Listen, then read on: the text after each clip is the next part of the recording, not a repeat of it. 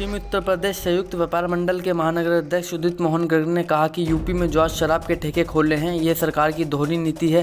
प्रदेश सरकार व जिला प्रशासन ने एक आह्वान है कि जो ये व्यापारियों के साथ दोहरी नीति अपनाई है वह बिल्कुल भी सही नहीं है।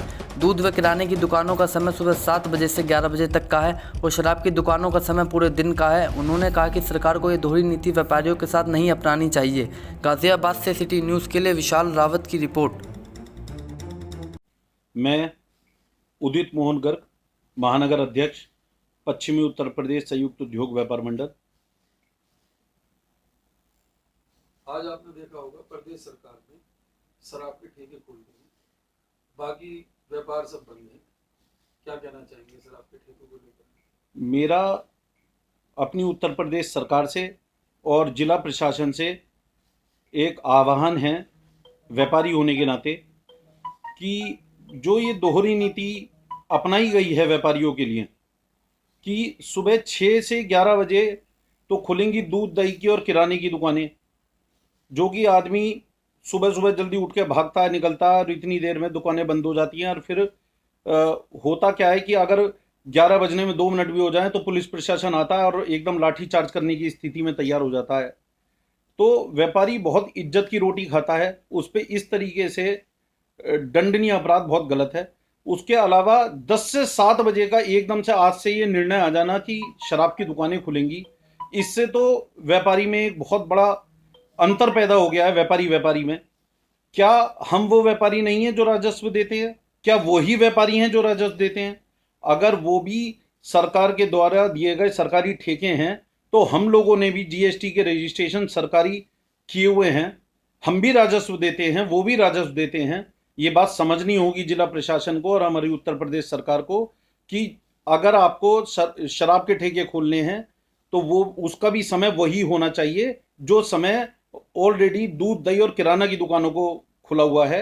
अगर इनका खुलना इतना ही जरूरी है, क्या गुजरात सरकार शराब के ठेकों से चल रही है?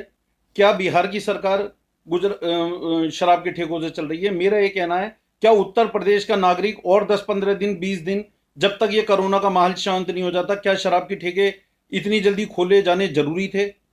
मैं इसका पुरजोर विरोध करता हूं और अपनी सरकार से ये आह्वान करता हूं कि इस पर तुरंत संज्ञान ले और जल्द से जल्द इन शराब के ठेकों को आज इस निर्णय को वापस लिया जाए और बंद करा जाए। आप देख रहे हैं यूपी सरकार कह रही है कि हमारे यहाँ बेडों की और ऑक्सीजन की कमी नहीं है, फिर जनता क्यों भटक रही है?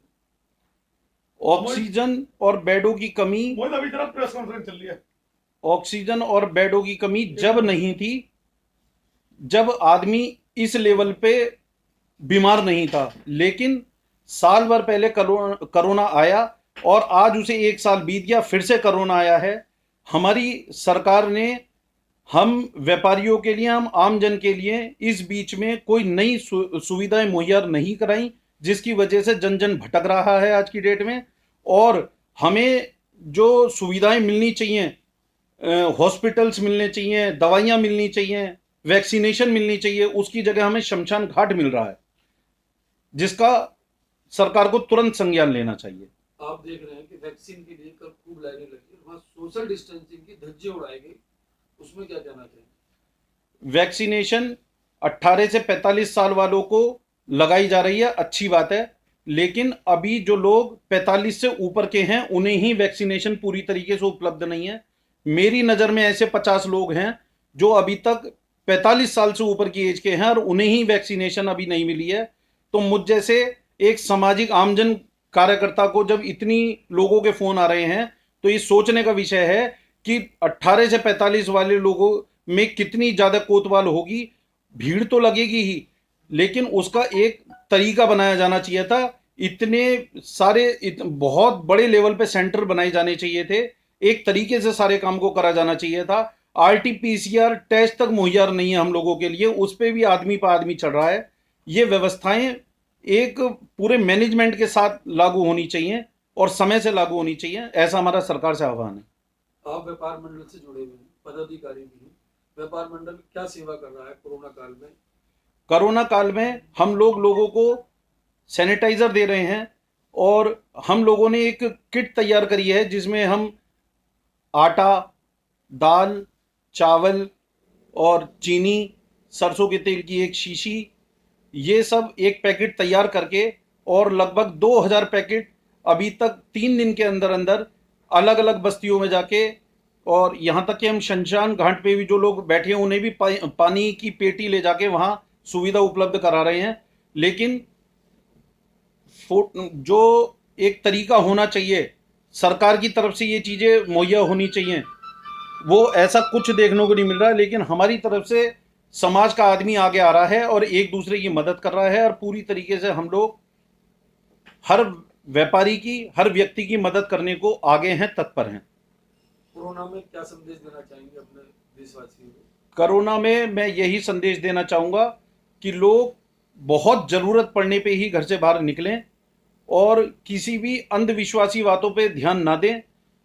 कोरोना का एक विकराल रूप के रूप में उसे बनाया जा रहा है, जबकि होता क्या है, हम लोगों को हल्की सी खांसी आती है, हल्का सा बुखार आता है, उस व्यक्ति का भी दिमाग ये चला जाता है कि मुझे कोरोना है, तो वो कोई भी बिना डॉक्टर की प्रिस्क्रिप्शन के ऐसी दवाई ना ले जिससे उसकी तबीयत और ख़राब हो। अपने परिवार का अपना बहुत ध्यान रखें। आप और हम हैं तो सब कुछ है। यही मेरा पूरे देशवासियों को संदेश है।